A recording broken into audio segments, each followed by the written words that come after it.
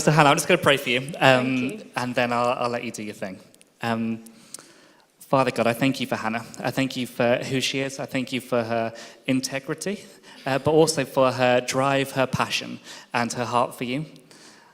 It's just really easy to see Jesus shining through you, Hannah. And that's in the way you act, in the way you love, in the way you care for people, in the way that you want to see people flourish. I pray, Father God, as a result of Hannah's talk, I thank you that you've been speaking through her in all the preparations. I pray that you would speak through her now. I pray as a result of it, we would flourish. We would come to know you better. We'd be accepted into your family. I pray overall that we'd be transformed by what Hannah says. In Jesus' name, amen. Amen. Great. I'm going to get that invisible lectern thing over there. Oh, it's been got for me. Bear with. Oh. But at the same time as the lectern is presented to me, my Bible is removed.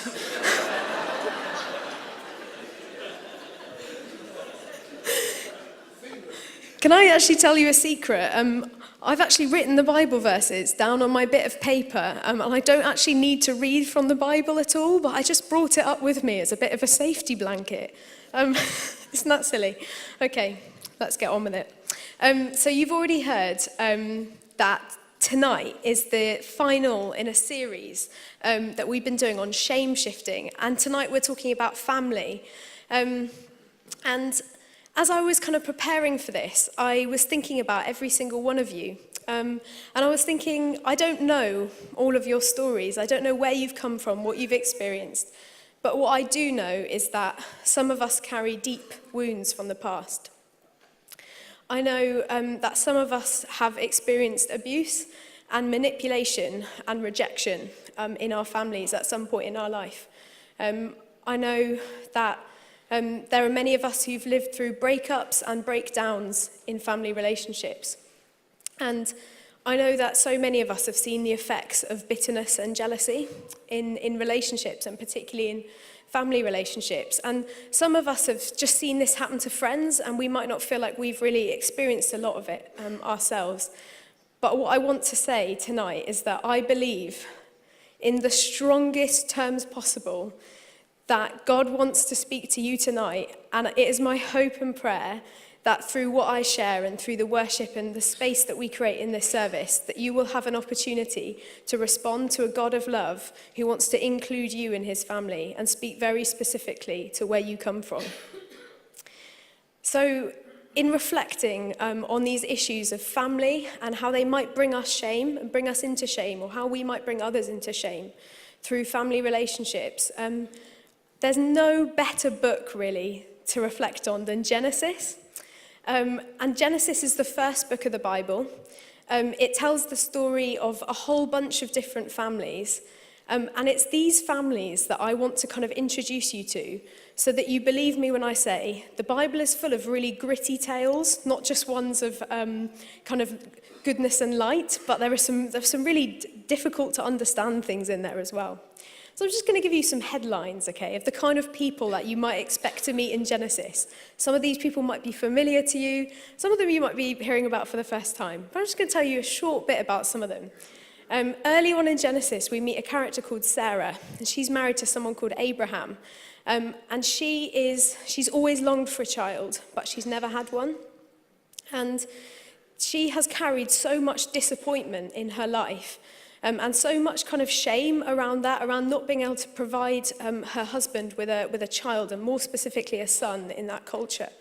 And this leads her to this point of desperation where she says, if I can't have a child by kind of myself biologically, maybe I'll just give my servant to my husband to sleep with, and she will have a child, and through that person I will build my family.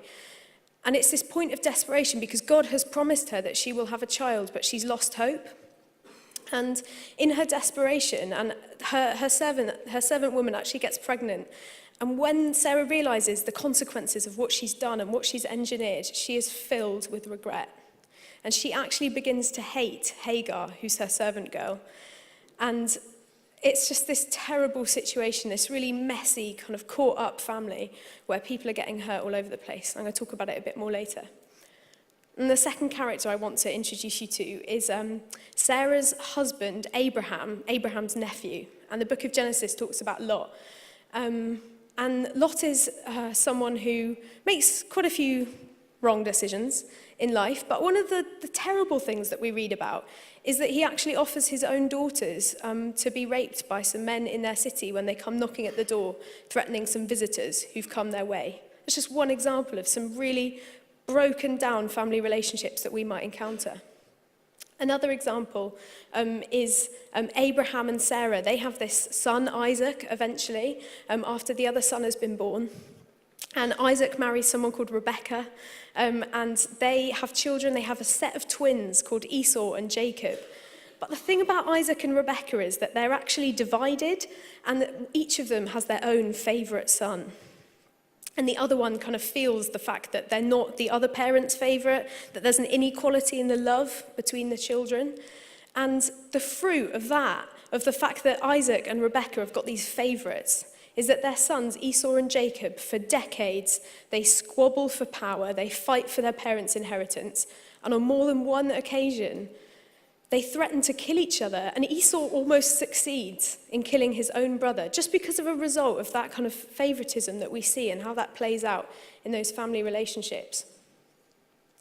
And Jacob, when he actually flees from his family home, he goes to the home of his uncle called Laban.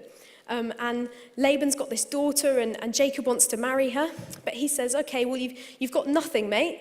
So how about working for me for 7 years, and then I'll let you marry my daughter? But on the wedding night, his nasty uncle Laban swaps one daughter for the other.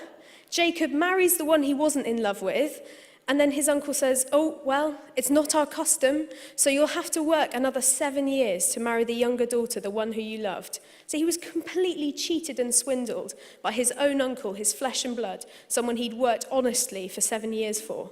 It's just like a few examples of some of the bad behaviour and some of the kind of the generational problems that existed within just 4 generations of family. Finally, I want to tell you about one of Jacob's own sons. It's the son that he has by his favourite wife, Rachel, the one he eventually gets to marry. And Jacob actually has 12 sons, but his favourite one is this one called Joseph. And Joseph knows he's the favourite, and he absolutely lords it over his brothers, okay? You might know this story. There's a wonderful film about it called The Prince of Egypt.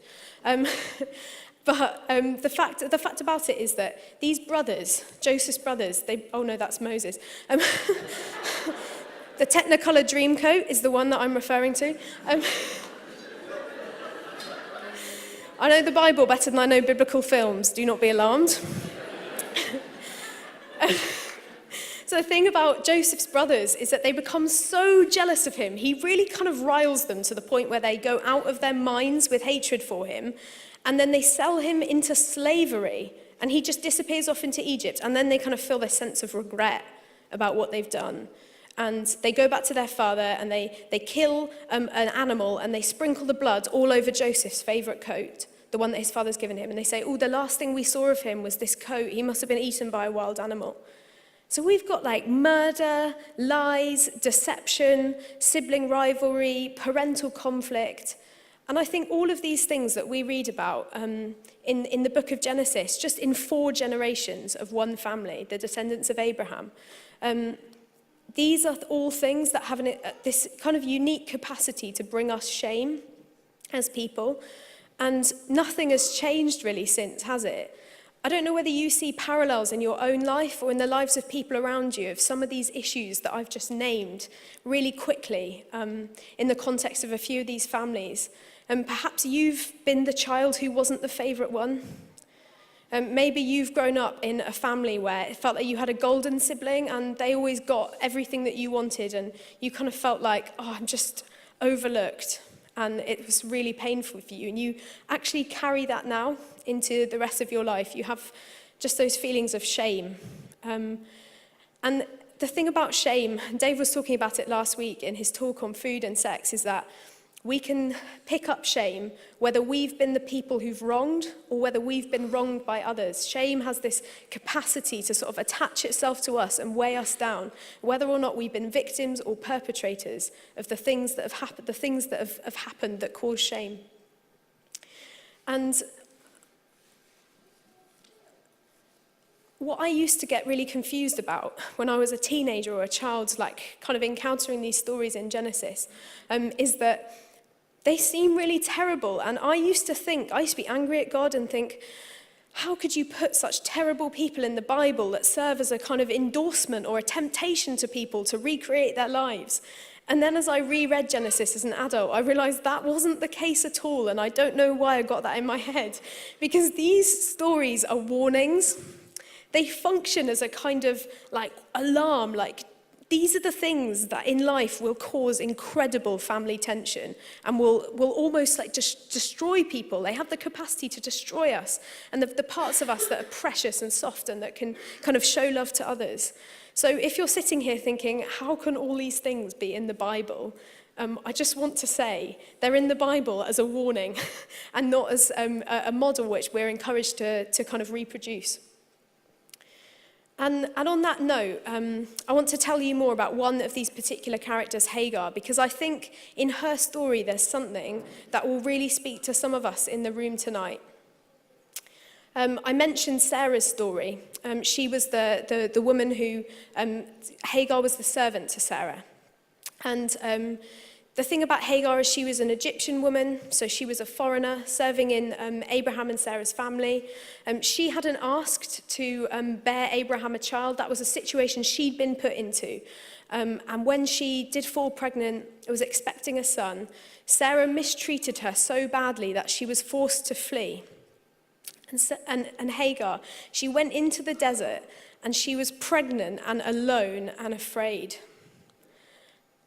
And the angel of the Lord appeared to Hagar in her flight from injustice and her flight from shame at having caused such a terrible situation, at being so alone in the world. The angel of the Lord appears in that exact moment to her. And it makes a promise to her about who her son will be and gives her son a name. And she is completely taken aback by this situation. She literally cannot believe that it's happened. Like these weren't the days where God just appeared to people and spoke to them. It was in a time where this was so rare. It was almost dangerous to be in the presence of God. And she falls down and she says, "You are the God who sees me. You are the God who sees me. In all of my shame and in all of my pain and in my confusion about who my son will be, what kind of life he will have, how he can possibly be part of this broken family." God appears to her and she recognizes in him the God who sees her. And I think some of us here tonight, we really need to hear that, to know that there is a God who in our shame and in our pain sees us. He sees us for where we've come from, but he doesn't just leave us where we've come from. He doesn't leave us in our past and in our pain. He draws us forward into a promise of a hope and a future where our shame is no more. He is the God who sees us. So Hagar is an example in the Bible of someone who God reaches out to and heals and touches and releases from shame. And the other person that I want to tell you about is Joseph. Because Joseph is someone who is healed, but he is also someone who goes on to heal. And I think that relates to another kind of section of us who are sitting here tonight. People who've been healed and are wondering, what is my role in bringing healing to others? So let's talk about Joseph. So I told you earlier that Joseph was the favourite son of 12 brothers, that his brothers all hated him. He only had 10 other brothers at this point as a brother he'd not met. But his 10 brothers absolutely hated his guts. One or two of them were a bit more loyal, but they were too scared to speak up. And so Joseph was sold into slavery by his own family. And whether or not they lived to regret it for the rest of their lives, the fact was Joseph had been sold by his own family. Can you imagine how incredibly heartbreaking and like almost kind of that takes every single ounce of dignity and of self-worth that you might have had and could replace that with just hopelessness and bitterness and anger? Well, Joseph, he has this relationship with God that sustains him through those decades where he works his way up as a slave. And God really gives him favor in his work. So by the time he meets his brothers again, spoiler alert, Joseph has worked his way up to be second in command over the whole of Egypt, one of the most powerful countries in that part of the world. And you imagine a slave who works their way up to the top position in government. And at this point in his life, when he's been kind of organizing Egypt and making sure that there's enough food for everyone in this famine that's been foretold, who should show up at Joseph's door but his scroungy 11 brothers who don't even know he exists, have even less idea that he is the second in command of all Egypt. And they are begging for food just to survive. And they don't know it's Joseph. They have no idea he survived, and even less that he could be a leader. And in that moment, Joseph, who didn't probably even think he'd ever meet his brothers again, but through his kind of obedience to God, has gone through this kind of process of like forgiveness. God has given him perspective on his past and drawn him into this future where there is a hope and a future for Joseph, no matter what he's lived through. Can you believe this is what he said to his brothers? And this is in Genesis chapter 45, verse 7. He says, God sent me ahead of you to preserve for you a remnant on earth and to save your lives by a great deliverance. God has sent me ahead of you. I just find it amazing that Joseph could see that all that had happened to him in his life, that was actually for his brother's good, not just for his own. He had this perspective on being blessed to be a blessing. And then later in chapter 50, verse 20, Joseph says to his brothers, you intended to harm me, but God intended it for good to accomplish what is now being done, the saving of many lives. And Joseph, through where God had put him, was able to save his whole family, all of his brothers and all of his brothers' children. And he was also able to save a significant portion of the neighboring countries and all the people in Egypt through what were really difficult years. And I want to pick up on that thing that is the saving of many lives. Because you might, if you know the story of Abraham well, remember that Abraham was someone who God promised descendants that would outnumber the stars at a time when he was an old and childless man. And God promised this to Abraham, not just so that Abraham could be like God's favorite human being, not just so that Abraham could live a good life and die knowing that his family would be important forevermore. Abraham was blessed so that through him and through his descendants, every family on earth would be blessed.